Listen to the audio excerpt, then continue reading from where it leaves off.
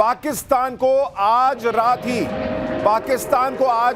भारत के अटैक का डर सता रहा है। एलओसी के पास पाकिस्तान ने पूर्ण सैन्य अभ्यास किया ये दिखाने के लिए कि भैया हम तैयार हैं, कोई घुस ना जाए।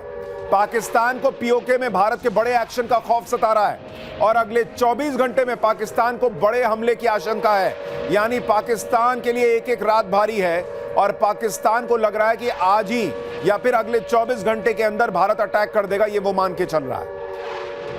पाकिस्तान से एक और बड़ी खबर आ रही है। पाकिस्तान को आसमान और समंदर से भी हमले का डर सता रहा है।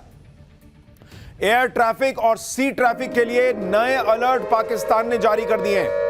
भारत के डर से पाकिस्तान ने कई और एयर रूट्स को बंद कर दिया है। समंदर से हमले को लेकर पाकिस्तान के कराची पोर्ट पर हाई अलर्ट है। पाकिस्तान को बहुत डर है कि कहीं भारत सीधे समुद्र के रास्ते हमला ना कर दे और कराची पोर्ट को निशाना ना बना दे। तो उस एरिया में भी पाकिस्तान जो है वो हाई अलर्ट पर है और कुछ और दूसरे जो हवाई एरिया है उनको उसने जो है वो बंद कर दिया है। पाकिस्तान में जो खौफ है उससे जुड़ी हुई अब तीसरी बड़ी ब्रेकिंग न्यूज। पाकिस्तान के नेवी चीफ को समंदर से हमले का डर है। जो मैं आपको कह रहा था, पाकिस्तान को सबसे ज्यादा लग रहा है कि समंदर के रास्ते से भारत ठोकेगा। पाक नेवी चीफ ने नेवी को अलर्ट पर रख दिया है। पाकिस्तान ने कराची और ग्वादर पोर्ट की सुरक्षा बढ़ा दी है। समंदर में भारत की तैयारियों से पाकिस्तान बहुत ज्यादा घबराया हुआ है और अगर कराची पर हमला हुआ तो पूरा पाकिस्तान आप समझिए कि घुटनों पर आ जाएगा। ये आपको हमने पहले भी बताया था कि 1971 में जब वॉर हुई थी और कराची पोर्ट पर जब हमला हुआ था तो कैसे 7 दिन तक वहां आग लगी रही थी। तो पाकिस्तान इसलिए भी घबराया हुआ है कि पानी को लेकर पहले ही लाले पड़े हैं। खाना, पानी, दाना सब बंद हो जाएगा अगर कराची पोर्ट चला गया। भारत के एक्शन पर पांचवी बड़ी खबर। अरब सागर में भारतीय नेवी का तगड़ा अभ्यास हुआ है। एंटी शिप और एंटी एयरक्राफ्ट फायरिंग का अभ्यास हुआ है। किसी भी एक्शन के लिए सेना है तैयार, नौसेना के युद्धपोत तैयार हैं। यह भी बड़ी खबर आ रही है। यानी एक तरफ पाकिस्तान घबराया हुआ है कि भाई नेवी जो है भारत की वो अटैक करेगी और दूसरी तरफ आप देखिए समुद्र में किस तरह से लगातार anti aircraft firing, anti ship और एंटी एयरक्राफ्ट फायरिंग जो है वो करके पाकिस्तान की धड़कनें भारत और बढ़ा रहा है। अब आज की छठी बड़ी ब्रेकिंग न्यूज। पाकिस्तान के खिलाफ अमित शाह ने भी फिर से हुंकार भरी है। पहले नरेंद्र मोदी ने कहा था कि मिट्टी में मिला देंगे, अब अमित शाह ने कहा है कि किसी को भी छोड़ेंगे नहीं, ये मोदी सरकार है, एक एक को चुन चुन कर जवाब मिलेगा। अमित शाह ने इसका जिक्र किया है और कहा है कि आतंक को जड़ से उखाड़ कर रहेंगे। यानी जो लोग सोच रहे थे कि क्या भारत अभी अटैक करेगा नहीं करेगा, प्लान में कुछ चेंज है क्या, इसका पहला संकेत कि प्लान में कोई चेंज नहीं है अमित शाह के बयान से आया है। बाकी संकेत मैं आगे बताऊंगा, पहले अमित शाह को सुनिए। वो ये न समझ ले कि हमारे 27 नागरिकों का जान लेकर ये लड़ाई जीते हो। मैं सभी आतंक फैलाने वालों को कहना चाहता हूं कि लड़ाई का अंत नहीं है, एक मकाम है। हर व्यक्ति को चुन चुन कर जवाब भी मिलेगा, जवाब भी लिया जाएगा।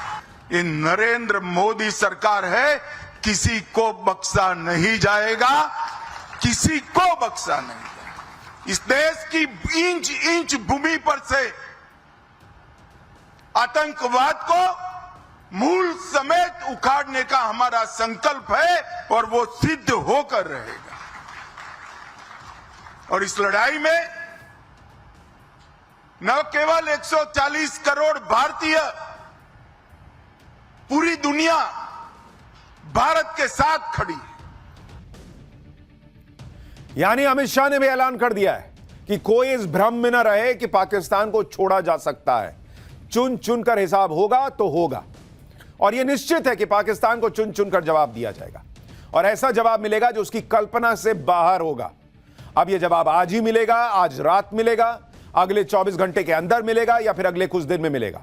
पाकिस्तान यही सोच सोच कर गला जा रहा है। उसे रातों को नींद नहीं आ रही। वहां के नेताओं, मंत्रियों और आर्मी के जनरलों की आंखों में काले गड्ढे पड़ गए, डार्क सर्कल आ गए भाई। वो भी ये सोच रहे हैं कि इधर नरेंद्र मोदी बड़े निश्चिंत हैं, उधर पाकिस्तान की नींद उड़ी हुई है। आप दोनों देशों का अंतर देखिए किसी से पूछो कि पाकिस्तान में क्या चल रहा है तो कह देगा कि पाकिस्तान में इंडिया का खौफ चल रहा है। पाकिस्तान ये देखकर भी सहमा हुआ है कि इधर नरेंद्र मोदी कोई लोड ही नहीं ले रहे। इसका मतलब यह है कि पीएम मोदी को पता है कि पाकिस्तान को ठोका जाना तय है। भाई उन्होंने कह दिया, सेना तुम अपने हिसाब से जगह तय करो, अपने हिसाब से टाइम तय करो, ठोक दो, मैं पीछे खड़ा हूं। और उसके बाद मोदी रिलैक्स मूड में पाकिस्तान को दिन में नरेंद्र मोदी तारे दिखा रहे हैं, उधर पीएम मोदी खुद मुंबई में सितारों के साथ दिख रहे हैं। आप देखिए पीएम मोदी कितने रिलैक्स हैं। पीएम मोदी आज world audio visual and entertainment summit का उद्घाटन करने मुंबई चले गए। बड़े बड़े सेलिब्रिटी आए हुए थे वहां पर, बड़े बड़े स्टार, इंडस्ट्री और फिल्म इंडस्ट्री के दिग्गज वहां पर थे, शाहरुख खान, आमिर खान, अनुपम खेर, अक्षय कुमार, बड़े बड़े लोग वहां आए हुए थे। पीएम मोदी अलग रौला है उनका भाई, वो रिलैक्स हैं, दे दिया असाइनमेंट, दे दिया, वो हो जाएगा काम, पाकिस्तान को ठोक दिया जाएगा। और पाकिस्तान यही देख के घबराया हुआ कि भाई ऐसा क्या प्लान बना है कि इनको कोई लोड ही नहीं ले रही है, एकदम तनाव में नहीं है। नरेंद्र मोदी की बॉडी लैंग्वेज से ही वो रिलैक्स दिख रहे हैं, वो बहुत कूल हैं। लेकिन जब जब किसी हमले के बाद पीएम मोदी की ऐसी बॉडी लैंग्वेज दिखती है तो पाकिस्तान कांप जाता है, क्योंकि इसके कुछ ही दिनों बाद पाकिस्तान को नरेंद्र मोदी ऐसा सबक सिखाते हैं कि पाकिस्तान बाप बाप करता है। सर्जिकल स्ट्राइक में भी यही हुआ था, बालाकोट एयर स्ट्राइक में भी यही हुआ था। और इसके बारे में आपको पाठशाला में आगे डिटेल से बताऊंगा कि जब जब मोदी इतना रिलैक्स दिखते हैं तो सामने वाले का पूरा चैन छीन लेते हैं।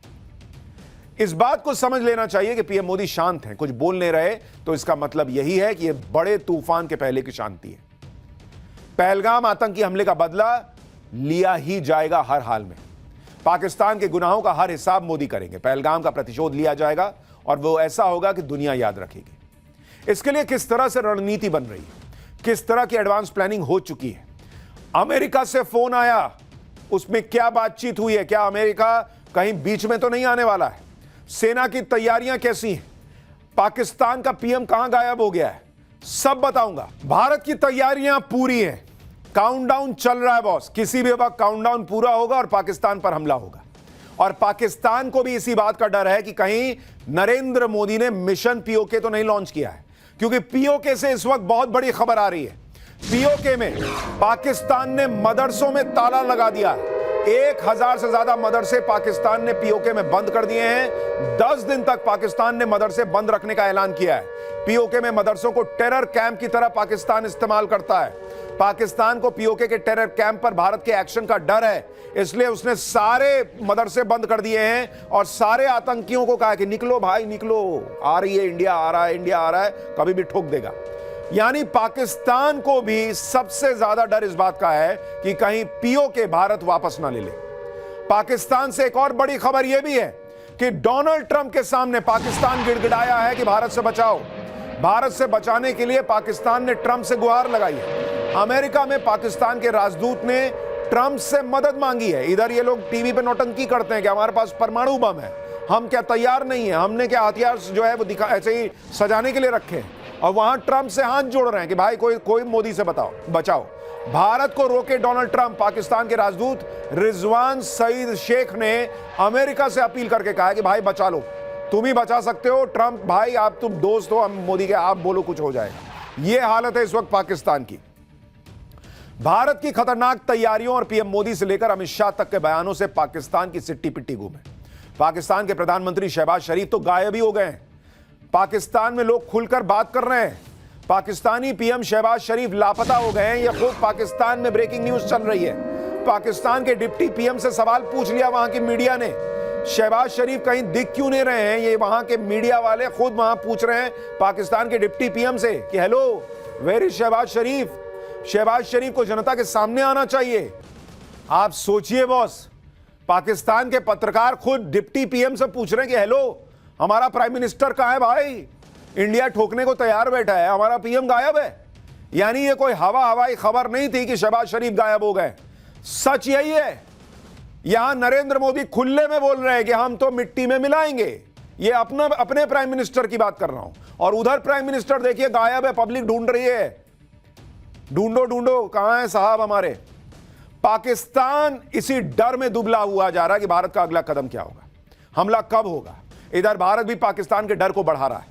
भारत के खतरनाक राफेल फाइटर जेट ने बीती रात बॉर्डर पर पेट्रोलिंग की है। इंडियन एयरफोर्स के दूसरे लड़ाकू विमानों ने भी बॉर्डर पर पेट्रोलिंग की है।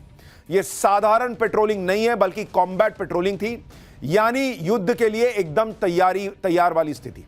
और इसी से पाकिस्तान में हंगामा मचा हुआ है, क्योंकि 2 रात से बॉर्डर पर रफेल उड़ रहे हैं। 4 रफेल जेट्स ने भारतीय सीमा में पेट्रोलिंग की। बॉर्डर से 10 किलोमीटर की रेंज में रफेल उड़े हैं।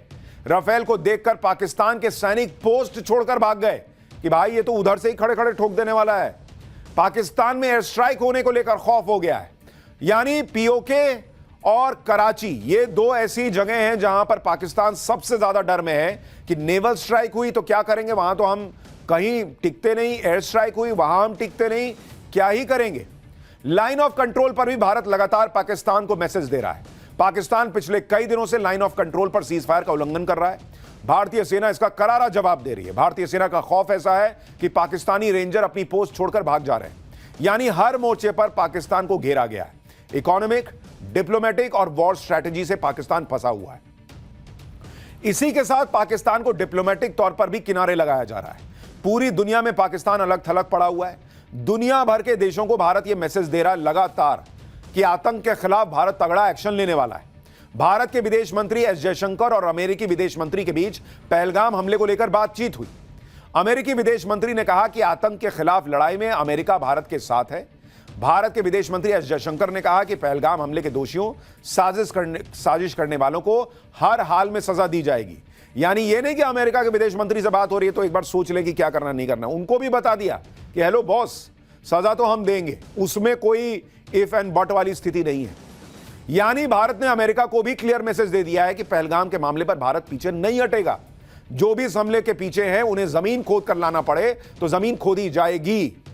पाकिस्तानी आतंकियों को सबक सिखाने के लिए मोदी सरकार हर लेवल पर जबरदस्त काम कर रही है। पीएम मोदी तो सारी रणनीतियों पर नजर रख रहे हैं और लगातार डायरेक्शन भी दे रहे हैं, लेकिन आतंक के खिलाफ इस लड़ाई में पीएम मोदी की टीम के अहम 4 लोगों की बड़ी भूमिका है, जिनमें जो पीएम के फैब 4 हैं, गृह मंत्री अमित शाह, रक्षा मंत्री राजनाथ सिंह, जिन्होंने बड़ी जिम्मेदारी निभाई हुई है, लगातार आर्मी चीफ से बात करना, नेवल चीफ से बात करना, एयरफोर्स के चीफ से बात करना। रक्षा मंत्री लगातार एक्टिव है।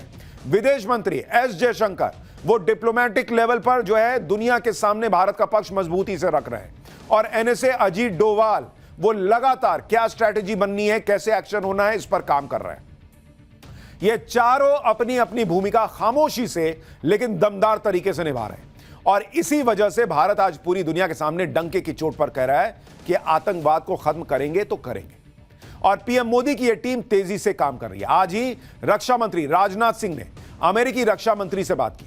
रक्षा मंत्री राजनाथ सिंह ने अमेरिकी रक्षा मंत्री को कह दिया कि पहलगाम हमले में अमेरिकी रक्षा मंत्री ने पहलगाम हमले में मारे गए निर्दोष नागरिकों के प्रति गहरी संवेदना जताई। अमेरिकी रक्षा मंत्री ने यह भी कहा कि अमेरिका भारत के साथ खड़ा है और आत्मरक्षा के अधिकार का, भारत के आत्मरक्षा के अधिकार का समर्थन करता है। साथ ही आतंकवाद के खिलाफ भारत की लड़ाई में अमेरिकी सरकार के मजबूत समर्थन को दोहराया। यानी रक्षा मंत्री राजनाथ सिंह ने जो अमेरिका के रक्षा मंत्री को बातें बताई, जो पाकिस्तान के खिलाफ सबूत बताए, जो भी उन्होंने बातें बताई, उसका इंपैक्ट यह रहा कि अमेरिका भी कह रहा है कि हम आपके साथ खड़े हैं बॉस, हम आपके साथ हैं, जो करना है कीजिए। अब आप समझ लीजिए कि भारत किस लेवल पर पाकिस्तान को घेरे जा रहा है। और ये कोई छोटा मोटा खेल नहीं है, ये हाई रिस्क फैसले हैं जिनको लेने से पहले बहुत सारे बॉक्सेस पर चेक मार्क करना पड़ता कि ये हो गया कि नहीं, ये हो गया कि नहीं। लोग सोच रहे हैं जैसे मैगी बन रहा है, अरे 2 मिनट हो गया अभी बना नहीं।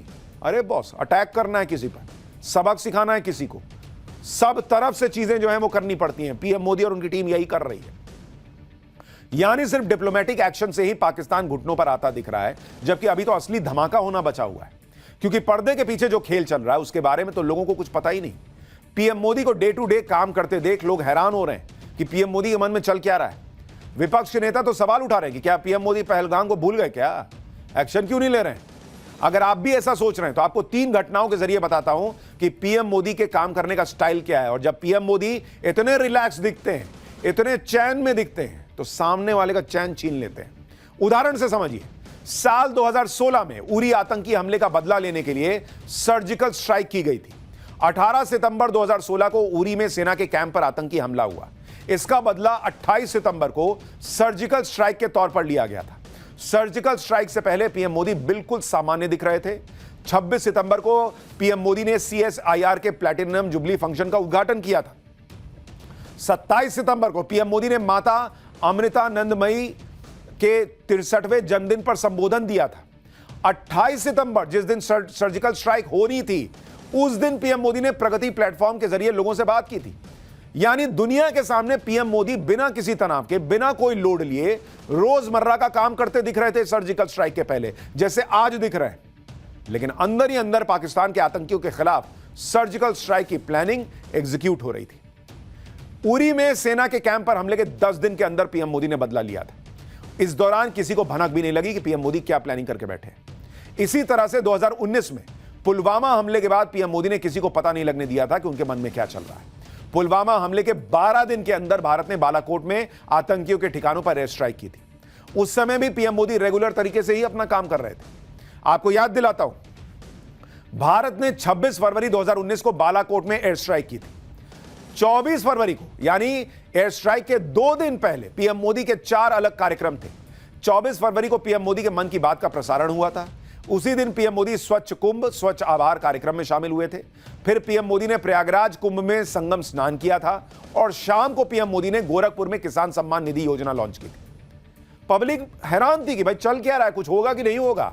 पीएम मोदी अपना काम कर रहे थे, सेना अपना काम कर रही थी।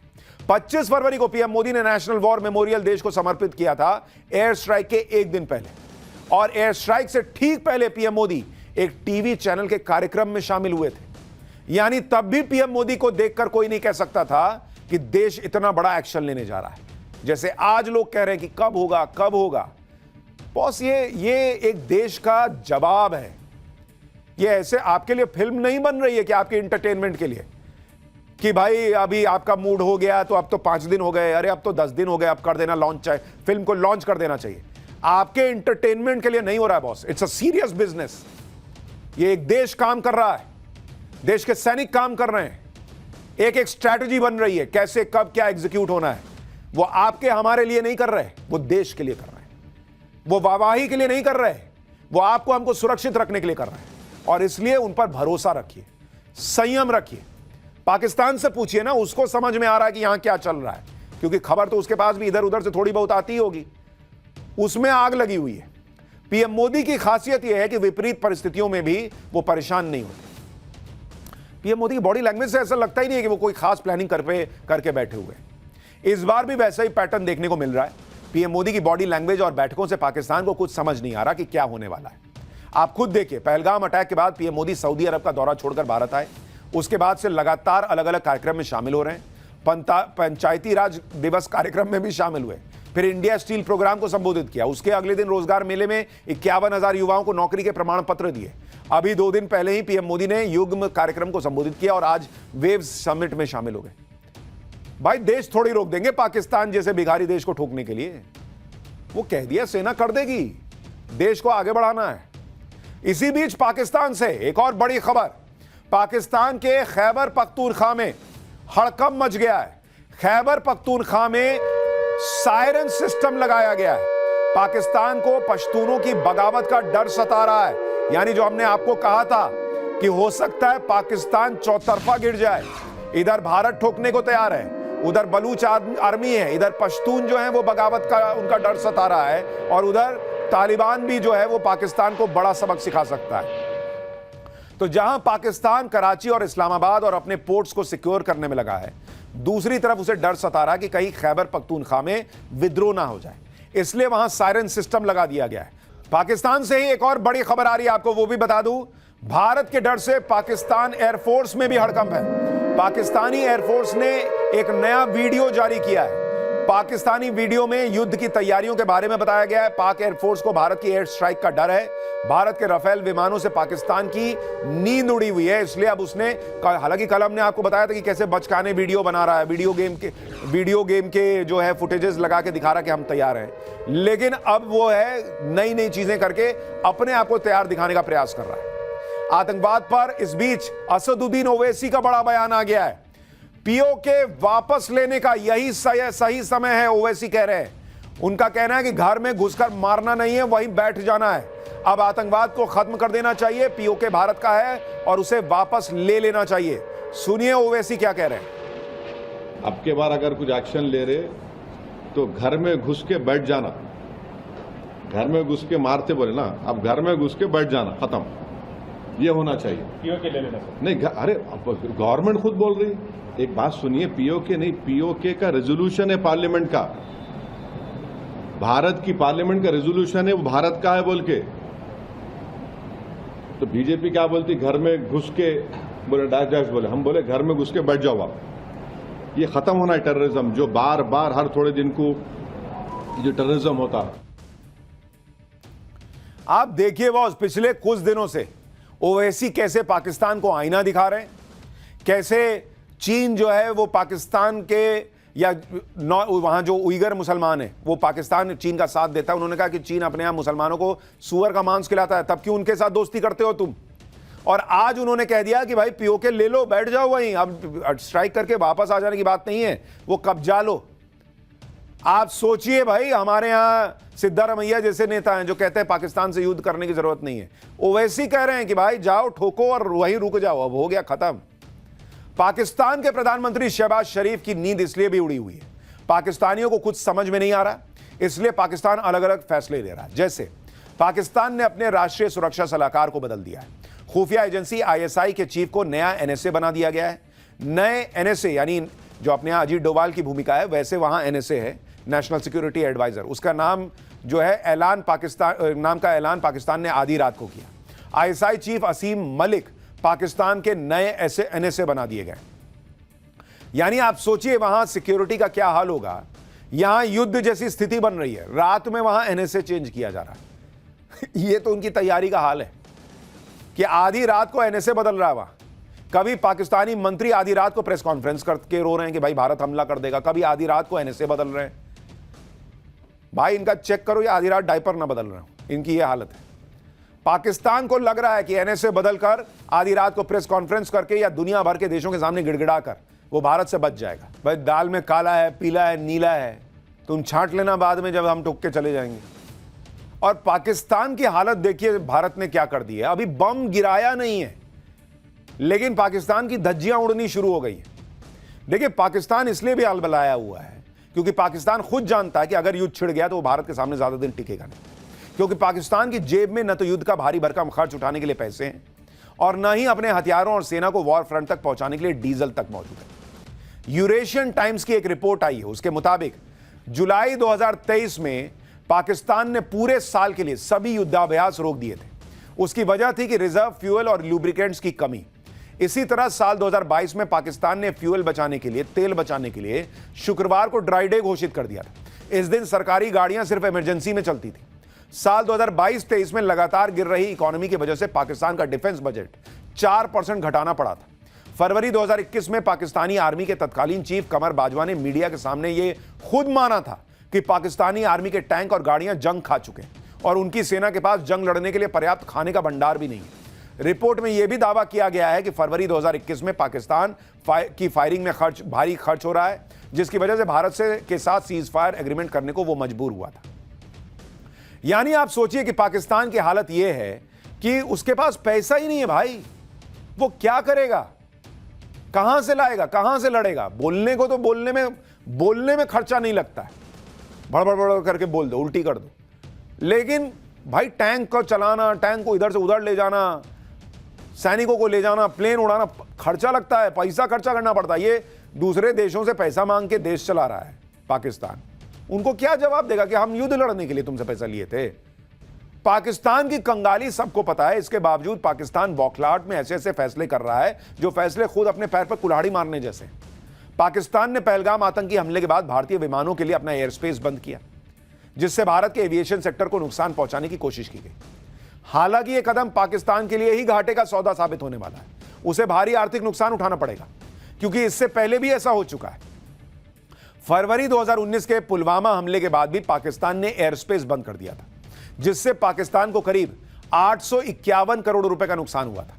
तब रोजाना करीब 400 उड़ानें प्रभावित हो रही थी, जिससे पाकिस्तान को बड़ा आर्थिक झटका लगा था। एक बोइंग विमान के उड़ान से पाकिस्तान को करीब 50,000 रुपए की आमदनी होती थी। बड़े विमानों के लिए शुल्क और ज्यादा होता है। सिर्फ ओवरफ्लाइट फीस से पाकिस्तान को रोज करीब 2 करोड़ रुपए का नुकसान हो रहा था। लैंडिंग, पार्किंग का शुल्क मिलाकर यह आंकड़ा करीब 2.5 करोड़ रुपए प्रतिदिन तक पहुंच गया था। पीआईए को अंतर्राष्ट्रीय रूट्स बंद होने और घरेलू रूट्स के समय बढ़ने से रोज करीब 4 करोड़ रुपए का नुकसान तब हुआ था। सीएए और पीआईए दोनों को मिलाकर पाकिस्तान को कुल 6.5 करोड़ रुपए रोज का नुकसान होता था, रोज का।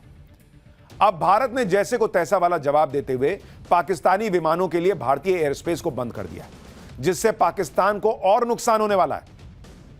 क्योंकि अब तक के हवाई रूट के मुताबिक पाकिस्तान के जिन विमानों को इस्लामाबाद से मलेशिया की राजधानी कुआलालंपुर पहुंचने के लिए 5.5 घंटे लगते थे, अब पाकिस्तान के उन्हीं विमानों को नए रूट से कुआलालंपुर पहुंचने में 8.5 घंटे लगेंगे, यानी पहले की तुलना में 3 घंटे ज्यादा। अगर उड़ान का वक्त लंबा होगा तो खर्च भी बढ़ेगा, टिकट भी महंगा होगा, जिसकी मार पाकिस्तान पर पड़नी तय है। सिर्फ इतना ही नहीं, पाकिस्तान को और भी गहरी चोट मिलने वाली है। सिर्फ एयर स्पेस नहीं, दूसरे कारोबार को भी बंद करके भारत ने पाकिस्तान को बड़ा नुकसान ऑलरेडी कर दिया है। मोदी सरकार भारतीय प्रोडक्ट्स के पाकिस्तान को तीसरे देशों के जरिए हो रहे इनडायरेक्ट एक्सपोर्ट की जानकारी जुटा रही है। इसका मकसद इस तरह के एक्सपोर्ट रूट्स को बंद करना है। मतलब मेरा सामान हम तो तुमको नहीं देंगे, कोई तीसरा भी तुमको नहीं देगा। क्योंकि ये क्या करते थे कि भाई तीसरे देश से भेज दिया, दुबई वगैरह से वो कर दिया या ले लिया। नहीं भाई, पाकिस्तान को होने वाले इस इनडायरेक्ट एक्सपोर्ट का डेटा कस्टम और एक्सपोर्ट प्रमोशन काउंसिल जैसी संस्थाओं से लिया जा रहा है। GTRI यानी ग्लोबल ट्रेड रिसर्च इनिशिएटिव के मुताबिक इनडायरेक्ट एक्सपोर्ट के जरिए हर साल करीब 84,000 करोड़ रुपए से ज्यादा के भारतीय प्रोडक्ट दुबई, सिंगापुर और कोलंबो जैसे पोर्ट से होते हुए पाकिस्तान पहुंचते हैं। भारतीय कंपनियां इन पोर्ट्स पर अपना माल भेजती हैं, जहां इंडिपेंडेंट कंपनियां उन्हें बॉन्डेड वेयरहाउस में रखती हैं, ब्रांडेड वेयरहाउस में। इन वेयरहाउस में माल पर लगे लेबल और दस्तावेज बदल दिए जाते हैं ताकि ये पता न लगे कि ये प्रोडक्ट भारत के हैं। इसके बाद ये माल पाकिस्तान भेजा जाता है, जहां भारत से सीधे ट्रेड पर बैन लगा है। इसके अलावा मोदी सरकार ऑनलाइन प्लेटफॉर्म्स के जरिए पाकिस्तान में होने वाले एक्सपोर्ट की भी जांच कर रही है। यानी नरेंद्र मोदी सरकार हर तरफ से कसे जा रही है। अब यह भी देखिए कि अगर मोदी सरकार पाकिस्तान को होने वाले इस इनडायरेक्ट एक्सपोर्ट पर लगाम लगा दे तो पाकिस्तान को नुकसान कितना होगा। पाकिस्तान का हर साल होने वाला कुल इंपोर्ट करीब 5 लाख करोड़ रुपए का है, जिसमें डायरेक्ट और इनडायरेक्ट इंपोर्ट के जरिए भारत का हिस्सा करीब 1 लाख करोड़ रुपए। ऐसे में अगर भारत की तरफ से पाकिस्तान को होने वाले एक्सपोर्ट पर पूरी तरह बैन लग गया तो पाकिस्तान के कुल सालाना इंपोर्ट का 20% हिस्सा एक झटके में साफ हो जाएगा। जब भारत ने पाकिस्तान से कारोबार बंद करने का ऐलान किया तो जवाब में पाकिस्तान ने भी कह दिया कि हम भी कारोबार बंद कर देंगे। अब ये आंकड़े भी देख लीजिए कि कारोबार बंद होने से नुकसान किसका ज्यादा है। भारत को बहुत ज्यादा कोई फर्क नहीं पड़ने वाला है, क्योंकि साल 2024-25 में अप्रैल से जनवरी के बीच पाकिस्तान ने भारत से करीब 3783 करोड़ रुपए का इंपोर्ट किया। इस दौरान भारत ने पाकिस्तान से मात्र 3 करोड़ 72 हजार रुपए का इंपोर्ट किया। यानी पाकिस्तान ने भारत की तुलना में करीब 1000 गुना ज्यादा सामान मंगाया। और साल 2023-24 के आंकड़ों पर नजर डालें तो पाकिस्तान ने भारत से करीब 10,000 करोड़ का इंपोर्ट किया, जबकि भारत ने पाकिस्तान से सिर्फ 24 करोड़ का इंपोर्ट किया। यानी पाकिस्तान ने भारत की तुलना में करीब 410 गुना ज्यादा इंपोर्ट किया है। तो तुम हमको क्या कह रहे हो कि तुमको नुकसान हो जाएगा? अपना देखो ना यार, तुम मंगाओगे कहां से सामान अगर हमने नहीं दिया, और सस्ता कहां से मंगाओगे? बाप करोगे तुम, पैर पटक के एक्शन मत लिया करो, औकात नहीं है तुम्हारी।